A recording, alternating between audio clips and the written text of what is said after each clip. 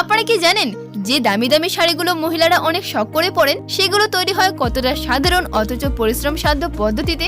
এই প্রক্রিয়া জানলে আপনি সত্যি অবাক হয়ে যাবেন। শাড়ি তৈরির শুরুটা হয় সুতোর পরিচ্ছন্নতা দিয়ে। প্রথমে সুতোর গুচ্ছগুলো পায়ের চাপ দিয়ে জলে দিয়ে ভালোভাবে ধুয়ে ফেলা হয়। তারপর সেই ভেজা সুতোগুলোকে টেনে রোদে শুকানো হয়। এরপর আসে রং করার পালা। যেই রঙে শাড়ি তৈরি হবে সেই রঙকে গরম করে সুতোর উপর চড়ানো হয়। তারপর রং লাগানো সুতো আবার রোদে ভালোভাবে শুকানো হয় যাতে রংটা সুন্দরভাবে বসে যায়। যখন সুতো একেবারে শুকিয়ে প্রস্তুত হয়ে যায় তখন তা আন্টিগ্রি নামের এক যন্ত্রে পেঁচিয়ে বুনন মেশিনে লাগানো হয়। সেই মেশিনই ধীরে ধীরে শাড়ি বুনে ফেলে। শাড়ি তৈরি হয়ে গেলে একে কেটে আলাদা করা হয়। এরপর সেই শাড়ির উপর দেওয়া হয় সফট ক্রিম, এক ধরনের বিশেষ পদার্থ যা শাড়িকে করে তোলে আরো কোমল ও মসৃণ। এরপর আবার শাড়িগুলোকে রোদে শুকানো হয়। সবশেষে শুকনো শাড়িগুলোকে সুন্দর করে ভাঁজ করে বাজারে পাঠানো হয় বিক্রির জন্য।